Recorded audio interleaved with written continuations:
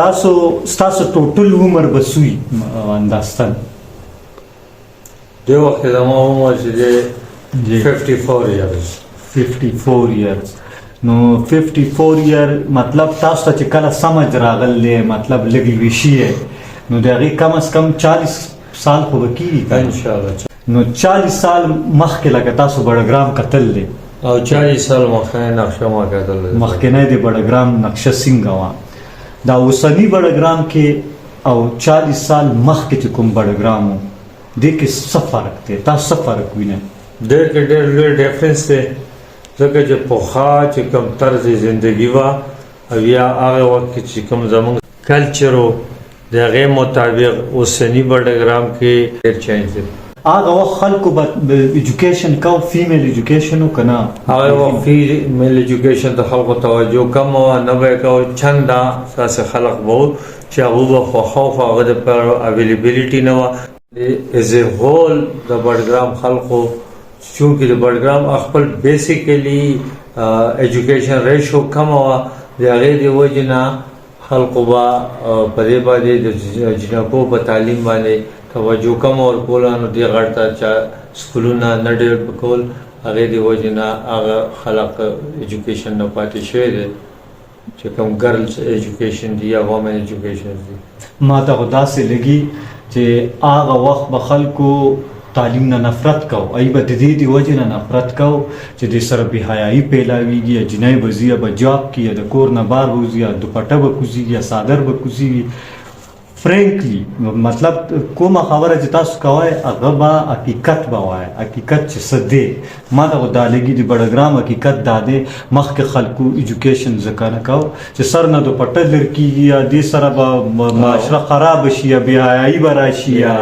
زموږ معاشره چې دا تاوه شي زموږ خو عزت دی لکه بډګرام خلکو ځان عزتمن ګڼي لکه کوهستان خلک تاسو ته پته ده کوهستان خلک ځان ډېر عزتمن ګڼي لکه موږ خلک ورته څه نه ښکاري هغوی ته ځان عزتمن هغه ښکاري موږ له لکه سپک ګڼي چې دا د دې ځای کې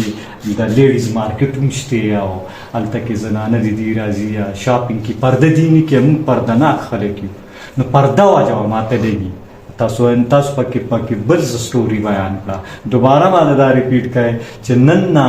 40 سال مخکې دلته فیمیل ایجوکیشن نو او نن دومره شوي زه چې سهار ځم سکول ته نو روډ چې دی روډ منته بیا لار نه میلاویږي دومره جینکۍ رواني سکولونو ته ټریفک یې جام شي سهار چوټۍ ټایم ته ټریفک جام شي نو دا دومره جینکۍ چې اوس لولي او مخکې نه لوستله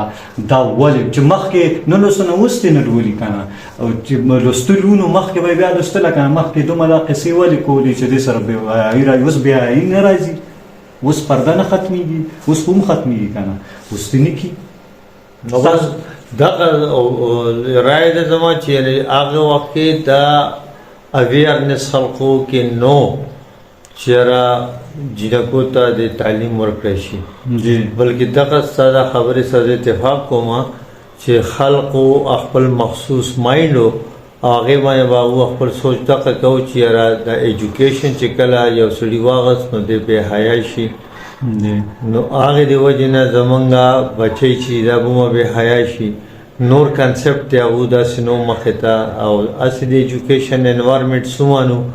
خلق زیات نه پیدو د وجې نه به دې دلدل کې پراتو او اوس تقریبا هغه خلق وي تقریبا د زمانې سره سره هغه خلق وي لاړ مړ شو او د هغو نه وروسته چې کوم نسلونه وو هغه نسلونو چې نوې دنیا ته وکتله جدید حالاتو ته وکتله زمانې سات سات ترقي وکړه ټکنالوژي عام شله سهولیات ملاویږي نو هغې د وجې نه هغه خلقو خپل بیهیویر چینج کړو چې یاره ایجوکیشن ضروري دی او اوس تقریبا بډګرام کې ایجوکیشن باندې ډېر زیات فوکس دی خلق ایجوکیشن اخلي او خلق پوهه هم شو چې یاره ایجوکیشن چې دا رڼا ده او دا مال هم پکار ده زما بچي له هم پکار ده زما لور له هم پکار ده چې دې وجې نه دا خو اصلي به موږ ته پته ده چې ایجوکیشن موږ یو لور خور زموږ ایجوکیټډ وي او هغه د دنیا په طریقې جدید تقاضو په طریقو باندې پوهېږي نو هغه خپل د بچي پرورش هم بهتر کولی شي